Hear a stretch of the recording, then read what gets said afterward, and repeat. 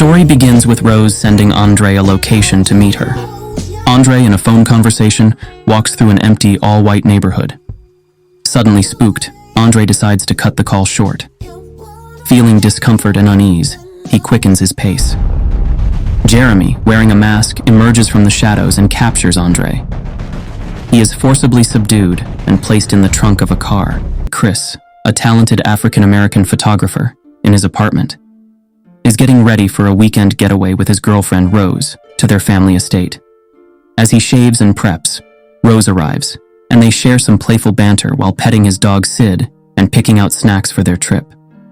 Chris is a bit uneasy about the racial aspect of their relationship and asks if her family knows he is African American. Rose assures him that her family is open-minded and would have voted for Obama a third time if they could.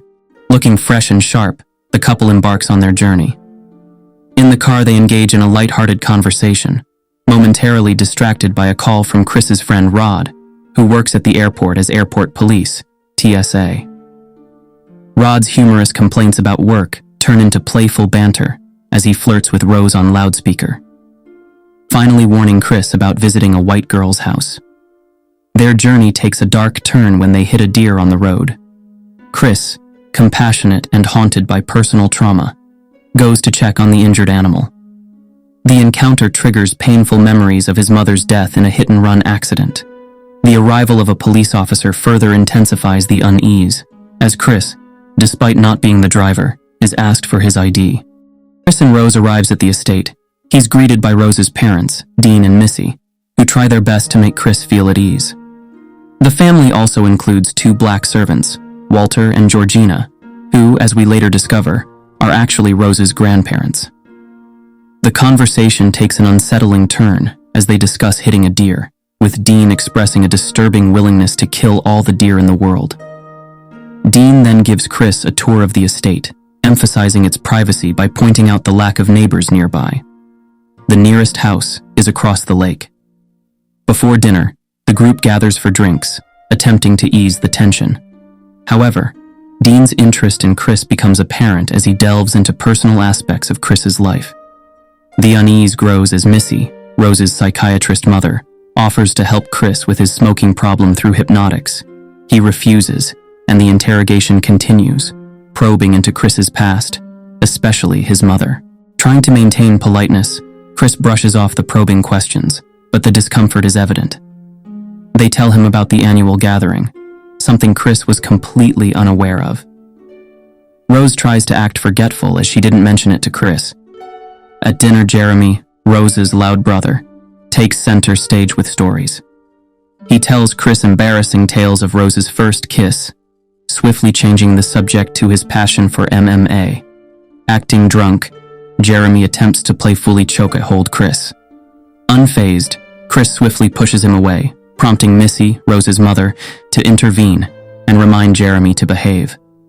After the weird dinner, Rose and Chris retire to bed. Rose, brushing her teeth, downplays her family's antics, expressing her embarrassment.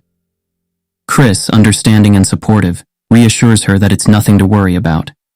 After doing the dirty, they go to sleep. However, Chris, unable to shake off the unsettling encounter with the deer, finds himself awake in the middle of the night. Feeling a need for a smoke, Chris heads outside. He encounters Walter sprinting intensely across the front lawn. Turning back towards the house, Chris spots Georgina admiring herself in the mirror. Feeling overwhelmed by the strange acts, Chris heads inside, only to cross paths with Missy in her practice room. She invites him in, and what begins as a seemingly casual conversation turns into an exploration of Chris's painful past. The night of his mother's accident. Missy delves into his emotions, uncovering the vulnerability he's kept buried. With a cup in her hand, Missy guides Chris into a hypnotic state she refers to as the sunken place, a realm where one is stuck in whole, loses control over body and mind, but sees and hears everything. Chris wakes up the morning after to a picture of his dog from Rod and notices his phone unplugged. He goes outside to take pictures of the estate in the morning. Attempting to connect with Walter, Chris realizes that Walter seems different, talking and acting in a weird manner. Walter mentions Chris being in Missy's room, triggering memories that Chris hadn't fully processed. After the encounter with Walter, Chris confides in Rose about the strange happenings. However, Rose downplays the events, leaving Chris with a lingering sense of unease.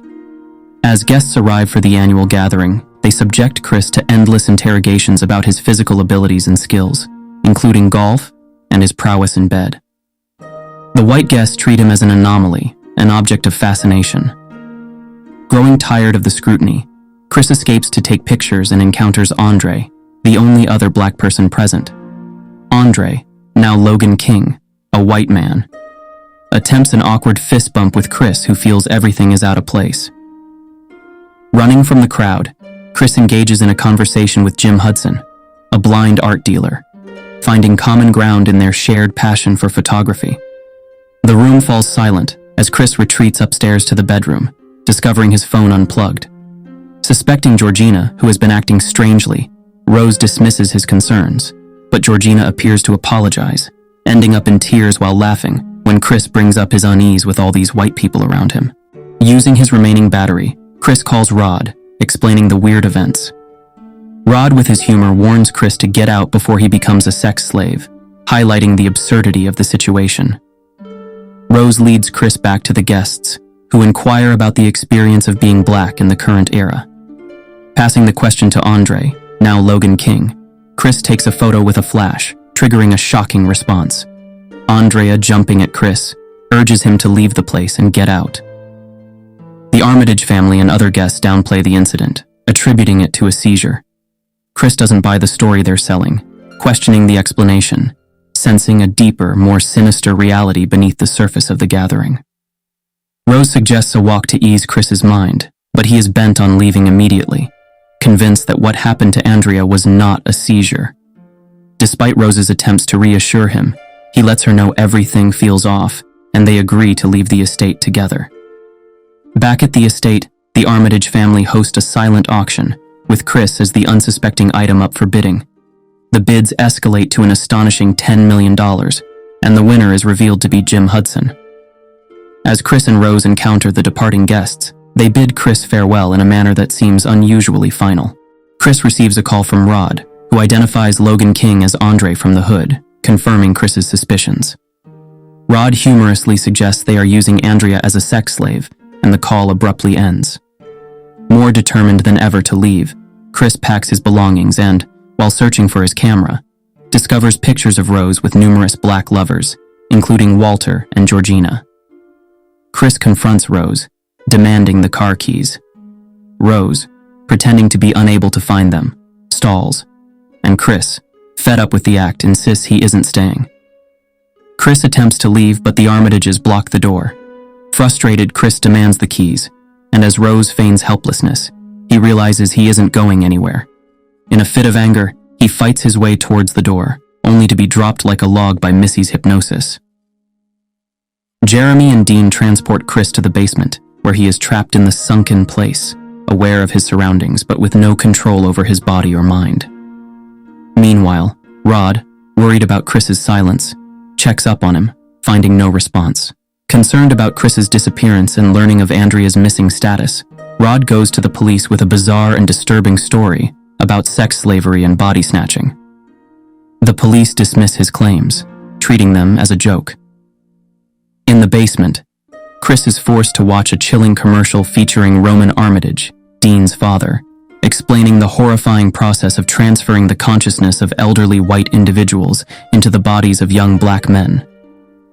Chris realizes the true intention behind the Armitage family's actions, but before he can resist, Missy's cup puts him into a deep sleep. Rod, frustrated, calls Rose to ask about Chris.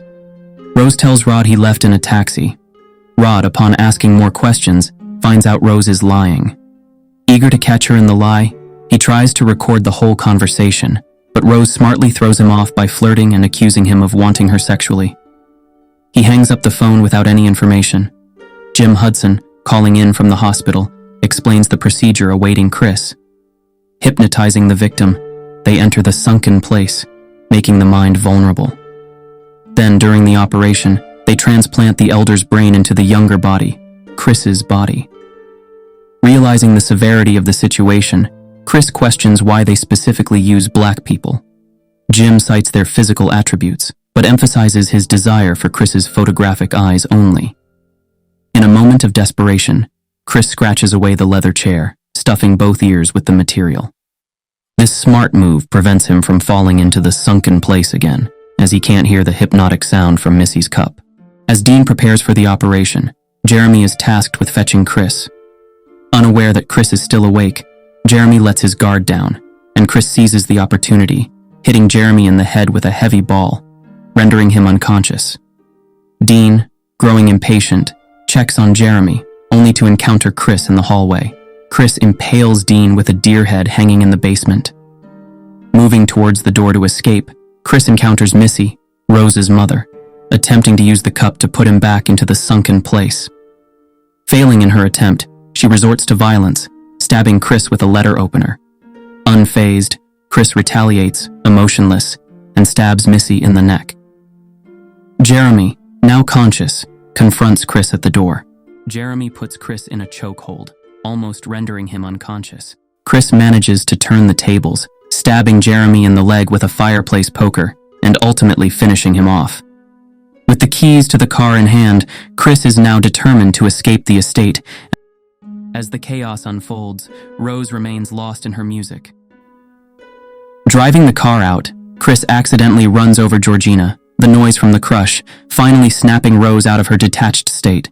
The hit and run triggers a traumatic memory for Chris, and he goes back for Georgina, unaware that she is actually Rose's grandmother inhabiting Georgina's body. Georgina, now conscious, fights with Chris at the steering wheel, forcing the car into a tree. Rose shoots at Chris but misses. Chris, injured but determined, makes a run for it with a bad leg. Walter, Rose's grandfather, tackles Chris and starts choking him.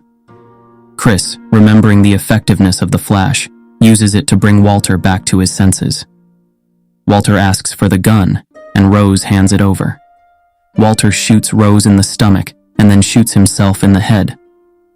Lying over the bodies in apparent relief, Chris realizes Rose is not dead. He grabs the gun before she can. Rose, desperately trying to save her life, tells Chris she loves him.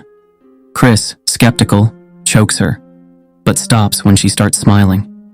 Rod pulls up in a police car just in time. Chris, now in the car with Rod, asks how he found him. Rod jokes about being airport police. "We get shit done," he said, and how he warned Chris not to go in the first place. As they drive away, they witness Rose's last moments.